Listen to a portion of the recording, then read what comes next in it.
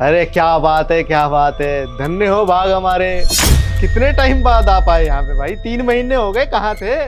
साहब मजबूरी थी इसलिए जाना पड़ा। मैं आपको बता नहीं सकती। ये आपके 5 महीने का किराया जो बाकी था।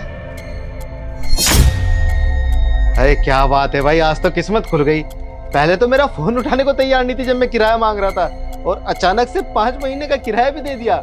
कहाँ से आ गए इतने पैसे?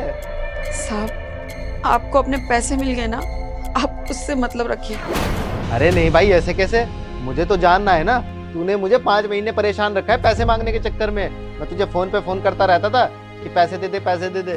तुम लोग तो यहाँ से 3 महीने पहले चले गए। मुझे लगा मेरे पैसे तो मर गए। अब अचानक से 5,000 रुपए लेके आई हो तो मैं तो पूछूंगा ही ना, कहाँ से आए इतने पैसे? साहब आपको पता है मैं आपका किराया क्यों नहीं दे पा रही थी? हाँ हाँ भाई, पता है। तेरे पति की तबीयत खराब थी, वही तो बहाना बनाती रहती थी हर टाइम कि पति की तबीयत खराब है, बाद में दे दूंगी पैसे, बाद में दे दूंगी पैसे। जब बहाना ज्यादा दिन चलना बंद हो गया तो यहाँ से छोड़ के चले गए तुम लोग। साहब मैं कोई बहाना नहीं मार रही थी। उनकी सच में बहुत तबीयत खराब थी और उनके इलाज के लिए मैं गई थी।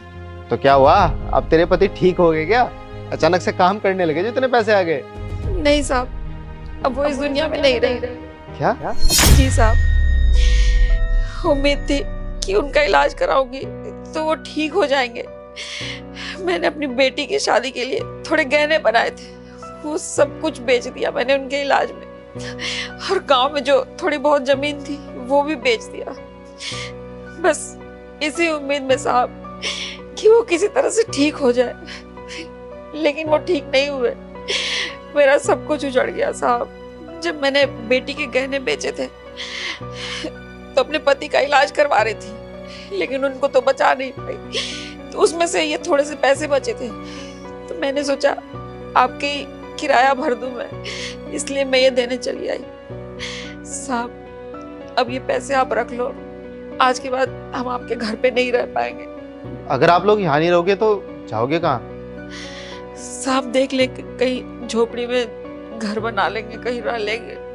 हमारी हैसियत नहीं है साहब इतने बड़े मकान में रहने की। आप लोगों ने हमारी बहुत मदद की, आपका बहुत बहुत धन्यवाद साहब। देखिए, मुझे इन सब के बारे में नहीं पता था। मुझे माफ कर दीजिए, मैंने इतना भला बुरा बोला आपको। अब क्या करूं, मैं भी इतने टाइम से परेशान हो गया था ना बोलते बोलते, तो ऐसे अचानक से आपको देखा तो बोलने लगा। और मुझसे प्लीज़ इतना बड़ा पाप मत करवाइए। ये पैसे आप रखिए, मुझे नहीं चाहिए। आपको इनकी मुझसे ज़्यादा ज़रूरत है। नहीं नहीं साहब, ऐसा मत करो। देखो ये मेरे ऊपर कर्ज है, आज नहीं तो कल मुझे देना ही था। अगर ये खर्च हो गए तो मैं किराया नहीं दे पाऊंगी साहब। अरे नहीं नहीं, किराया विराया सब भूल जाओ, वो माफ़ हो गया आपका। आप बस अपने परिवार का ध्यान रखो, अपनी बेटी का ध्यान रखो। बहुत बहुत धन्यवाद साहब आपका। सुनिए, आपकी बेटी पढ़ी लिखी है ना? जी साहब, पढ़ी लिखी है। अब उसकी तो मैं शादी भी नहीं करवा पाऊंगी। देखती हूँ कहीं कुछ छोटा मोटा काम ही कर ले। आप एक काम करना, आप ना उन्हें मेरी कंपनी में इंटरव्यू के लिए भेज देना। पढ़ी लिखी है तो नौकरी भी लगी जाएगी अगर इंटरव्यू पास कर लिया तो, और उससे आप लोगों की थोड़ी प्रॉब्लम भी सोल्व हो जाएगी। साहब आप मेरी बेटी की इतनी बड़ी मदद करोगे, आप बहुत अच्छे हो साहब। अरे उसने भैया बोला है मुझे, अब ऐसे टाइम पे मैं उसकी मदद नहीं करूंगा तो कौन करेगा? और वैसे भी ये उसके लिए फिलहाल सबसे मुश्किल टाइम है। मैं समझ सकता हूँ कि जब सर से बाप का हाथ उठ जाए तो कैसा लगता है, कितनी मुश्किल हो जाती है जिंदगी। धन्यवाद साहब, बहुत बहुत धन्यवाद आपका। कल मैं अपनी बेटी को भेजती हूँ, टाइम पे आ जाएगी वो। हाँ, आप उसे कंपनी भेज देना इंटरव्यू के लिए, उसकी जॉब लग जाएगी। नमस्ते।